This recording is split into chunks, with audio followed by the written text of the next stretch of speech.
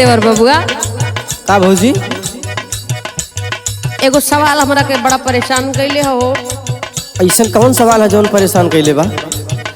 सुना ए तरे नहीं बताई तब कौन तरह बतेबू?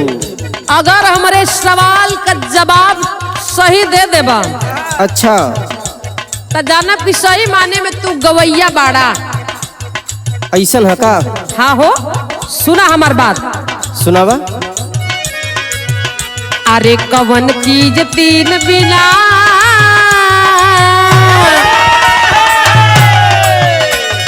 कवन चीज तीन बिना सोचे समझे ना देवे के चाही बारी बाहर ए देवरू देवे के चाही बारी। ये तो हर सवाल है भौजी। तोरा के हमार सवाल कमजोर लागत है का? कमजोर तो ना लगत है मगर सोचत है।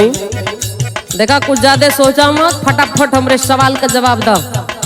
ठीक है सुना। बतावा ना। जवाब या सवाल बिना सोचे विचारे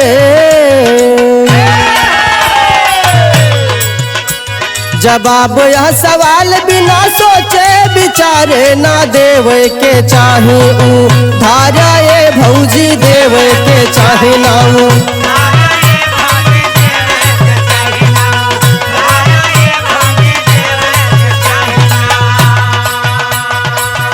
बारे देवर बबुआ मनो देखले में खाली तू छोहनार बाड़ा।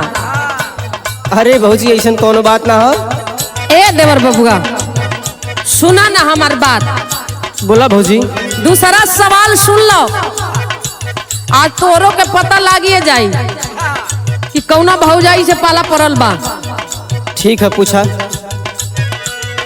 तीन चीज कवन जवन सब ही के भावे तक कुछ ना वो करा के बाद ए देवर कुछ ना।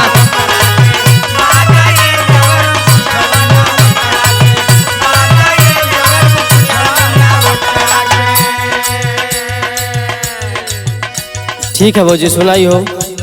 बतावा ना ए देवर बबुआ काहे मेरा बड़ा? दौलत या औरत अरे अपन औलाद दौलत या औरत अपन औलाद अरे कुछ ना करा के वादा ये भौजी कुछ ना करा के।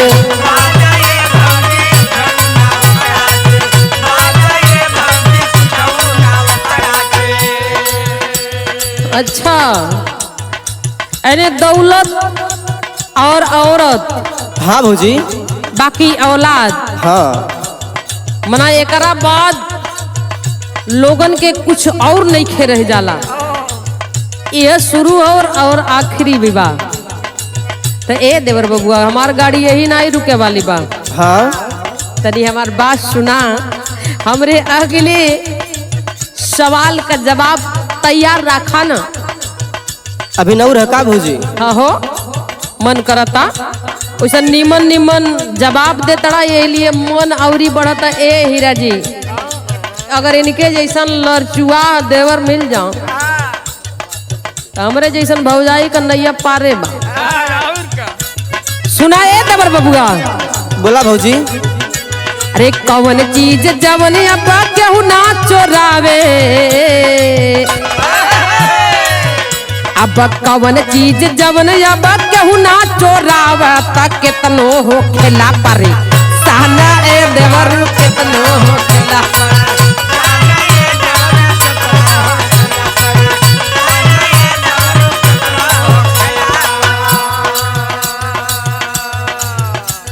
अच्छा भौजी हम तोहरे सवाल के जवाब तो दे लेकिन एकरे बाद अब ना है सवाल। ना ना अब हमारो पेट भरिए गइल बा ना। ठीक है सुनाई हो। सुना हमार जवाब पहले सही देबा तो नहीं तो में तो रहू के झुरौले रह। ठीक है भौजी सुना। बोला ना। विद्या चरित्र ज्ञान केहू ना चोरावे विद्या चरित्र ज्ञान केहू ना चोरा पावे केतनो हो खेला पर साना ये भौजी केतनो हो खेला पर